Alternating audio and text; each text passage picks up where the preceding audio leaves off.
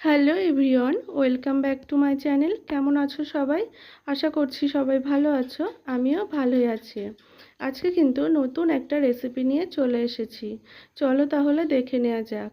রেসিপিটা হচ্ছে সর্ষে পমফ্রেট। আর প্রথমেই বলবো, যে সমস্ত বন্ধুরা আমার চ্যানেলে নতুন আছো তারা অবশ্যই আমার চ্যানেলটা সাবস্ক্রাইব করে আমার পাশে থেকো। আর যারা আমার চ্যানেলটা অলরেডি সাবস্ক্রাইব করে রেখেছো তাদেরকে অসংখ্য অসংখ্য ধন্যবাদ। আর দেখো, এখানে আমি মাছগুলোকে ভালো করে ধুয়ে পরিষ্কার করে একটা বড় পাত্রে নিয়ে নিয়েছি।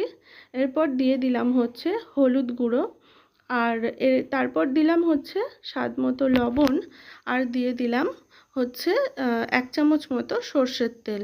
দিয়ে মাছটা কিন্তু খুব ভালো করে এই 3টে উপকরণ দিয়ে খুব ভালো করে মেখে নিয়েছি।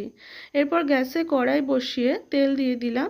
তেলটাকে হাই হিটে খুব ভালো করে গরম করে নিয়ে যখন মাছটা ছেড়েছি তখন কিন্তু মিডিয়াম হিটে রেখেছিলাম। এইভাবে মিডিয়াম হিটে কিন্তু আমি মাছটা ভেজে নিচ্ছি।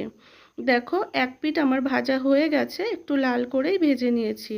আর এক পাশ কিন্তু উল্টে দিচ্ছি ভালো করে ভাজা হওয়ার জন্য। মাছ কিন্তু ভাজা আমার হয়ে গেছে, এই যে এইরকম হালকা লাল করে একটু ভেজে নিয়েছিলাম। সব মাছগুলো আমার ভাজা কমপ্লিট। এরপর ওই তেলের মধ্যে আমি কিছুটা পরিমাণ কালো জিরে ফোড়ন দিলাম। যেহেতু সর্ষে বাটা দিয়ে করছি, কালো জিরের ফ্লেভারটা থাকলে কিন্তু দারুণ লাগে। এরপর দিয়ে দিলাম একটু পেঁয়াজ কুচানো, বেশি নয় অল্প পরিমাণে, আর একটা টমেটো দিয়ে পেঁয়াজ আর টমেটোকে খুব ভালো করে ভেজে নিচ্ছি যতক্ষণ না টমেটোটা গলে আসছে। তো দেখো, তারপরে আমি সর্ষে বেটে নিয়েছি। সর্ষে বেটে কিন্তু একটা ছাঁকনি দিয়ে খুব ভালো করে ছেঁকে নিয়েছি। আমি কিন্তু জলটাই এখানে ব্যবহার করছি, কারণ